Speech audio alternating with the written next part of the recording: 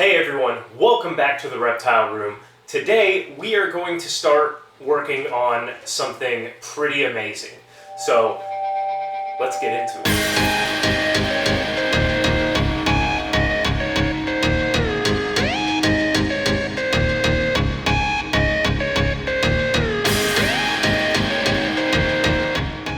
Today we're going to be outside doing some work, so there is going to be a little bit of traffic noise, nothing I can do about it, but we are revealing the biggest, most ambitious project here. I am revealing. Wife is still on the fence about it. So as you can see, I've got some materials laid out behind me here. I've got a whole bunch of lumber. We've got some tools. I got my water. And first things first, I'm going to walk you through my design and idea, and then we'll jump into laying it out. I'll show you the area so you can get an idea of what's gonna happen. Put it all together in your head and maybe you can see what I see. So I'm gonna show you everything end to end because you can do this at home yourself. You can do this. Now I'm reclaiming a lot of lumber here and I got the lumber for free. I reclaimed it. So the only thing that I bought was the wire mesh, which should be showing up in a few days. So we'll jump into it here. Okay, so here's the breakdown. Now we're gonna make it 16 foot by 12 feet across. Now here is the back of our house, and this is where my little outdoor pond is, all up in this area up here. So I just start by, I love graph paper, so just laying it out on here, you can do a 1-to-1. Each box is a foot. And you can see this is kind of the roof structure layout, and I may even add, I kind of had a different idea here, so to help with materials, but I should have enough materials regardless. So down here, you can see that we are going to make some sort of a rock base, and we will have these posts that go all the way up and down, and they're going to be made out of 2x4s, and I'm going to double them up to make my own 4x4s because I'm reclaiming lumber, so you would just buy a 4x4 post. On my 16-foot sides, I'm going to have 3 posts across it because my other 16-foot side is going to have a door in it, since it'll be over here, the door, and then we have a fire pit kind of out over here if you look at this overall.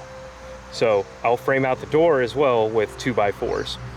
So the idea being that from this line here, underground, this is the ground line. So we've got 2 feet here, 1 foot of just 4x4, and then you see here rocks. I'm gonna pour rock down in here to also act as another deterrent and to get rid of some additional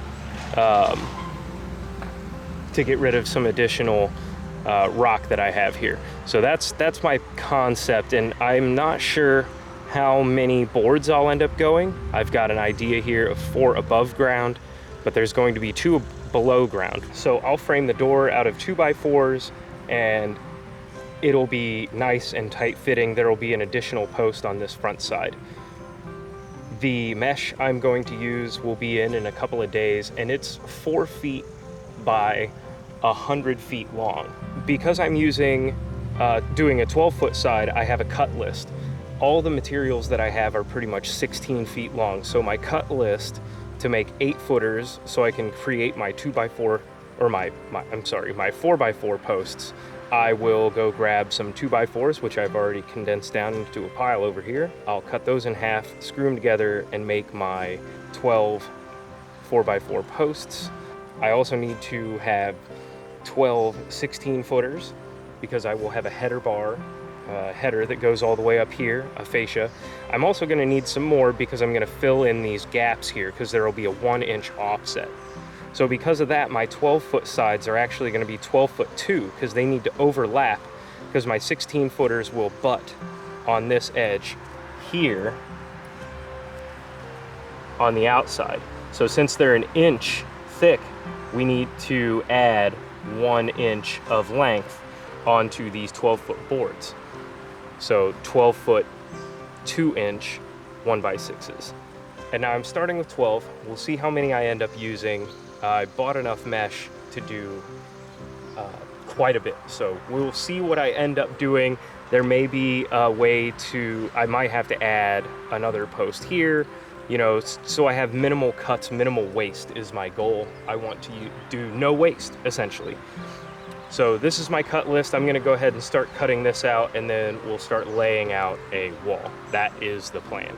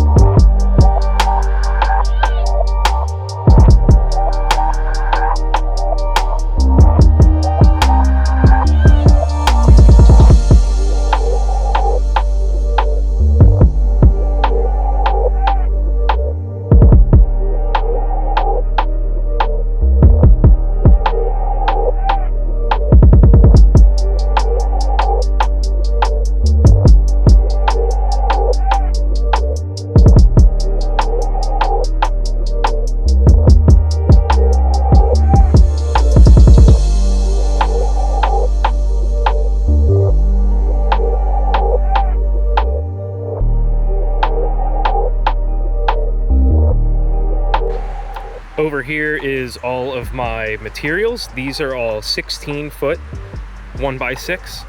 These are all of my 4x4 posts. You can see what I've done is I have actually just screwed them together. You can see I've got two in this one that are visible. I have a much nicer side like this one here, which is gonna face the inside of the enclosure just because of aesthetics a little bit. And then these next to it are the 12-foot 2-inch boards for the short side. Over here we've got the markings laid out. Now it's gonna be, I have a little bit of a challenge in one spot, but you know, seeing it all painted out makes it look a little bit more real last night. This is gonna be my challenging spot just because there's a slight angle. You can see it's very, very minor.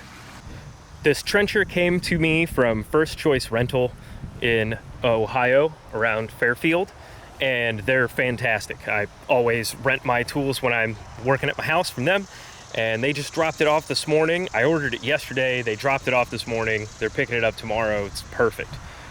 Tank treads, it's actually a dingo, so it's a 40-inch wide machine. I think it was either 38 or 40 inches wide. Fit right through my gate, no problem. And then we have a 36-inch capable, 3-foot capable trencher blade attachment on the front of it. So that is going to allow me to cut a 6-inch wide hole here, the depth that I need. This is just going to be the easiest way. You could also set posts in the corner of an enclosure and concrete them in. This, I'm actually using this as an additional barrier deeper, so I can add more rock as not only more of a base for the enclosure to sit in and stay nice and stable, but also as additional fill and deterrent. Let's check out the rest of the machine. So here in the controls, it's pretty straightforward. We have forward, you got your right, you got your left, you know, there's a couple other controls, and these things are pretty cool. I drove it to the backyard just a couple minutes ago. Finishing setting up right now with the rest of the stuff over here. Yeah, this thing will be pretty fun. Go grab some hearing protection, and it's got my sunglasses, my hat, and all that jazz, and make sure we measure 2, 3, 4, 5 times and then dig a big old trench. This is gonna be fun.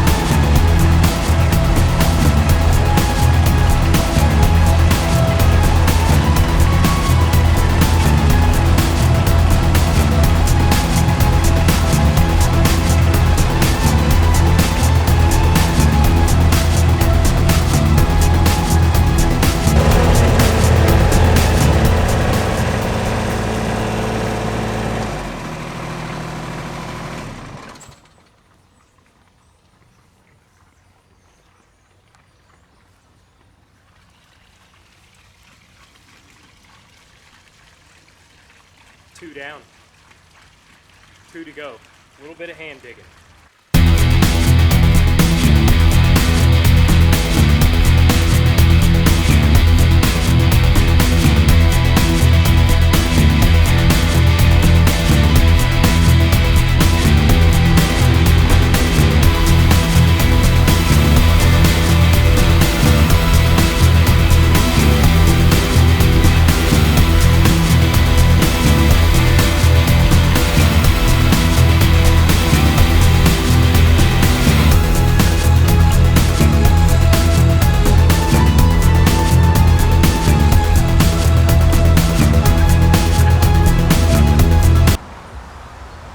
Got the first 16-foot wall laid out. Let me bring you a little bit closer. We'll show you how I've got it set up. Still have a little bit of final measuring to do, but this part here is 12 inches. And then we're going to have our 2 boards, like I mentioned, and this is going to be approximately our dirt line. Well, original grade, and there's going to be some extra soil that'll be up. And then this is above grade, and I may do the 2, or I might add another one, but I'll wait until it's all the way up in the air. So we just have to square this off. And we got the top up here, which is just going to overlap. So we'll hang off about 50% of the board up here, screw it in so that it's hiding the roof that we do. You gotta do all that for the center and the far edge here. Then we'll pick it up and drop it in this big hole that I have.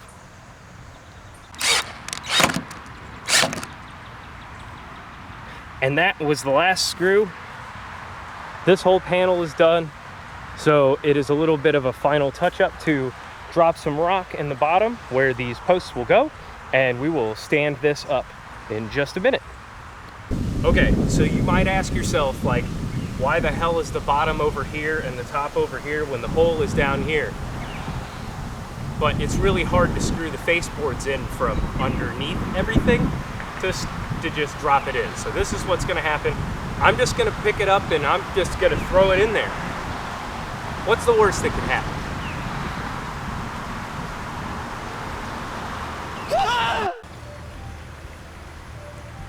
All right, guys, well, the whole frame is up. The frame is up, it is all square, it is plumb, it is level. I am just freaking blown away that it all has worked out pretty well as it has. The trencher is picked up, it did its job, this is ready to go. I have some rock to dig out of a space to fill along the bottom side like I had mentioned in my plans. So yeah, I'm gonna throw that stuff in off camera because that's boring.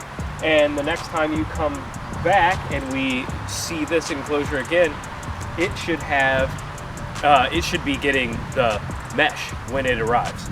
So there's going to be a couple other things that I will have in and throughout as well. I've got to frame up a last little piece around the top to make the roof, and I'm going to add one more level up here. So we'll have one more board up and around the whole entire way. So guys, I am pumped. So like this video if you like what you're seeing. You know, if this is blowing your mind, like 16 feet by 12 feet, it is bigger than the king of DIY's backyard pond he is currently building, or I guess he's actually already built it. So it's bigger, but you know, this is gonna be for Ronnie. So we'll pick back up in the next one. Comment, like, subscribe. We'll see you in the next video.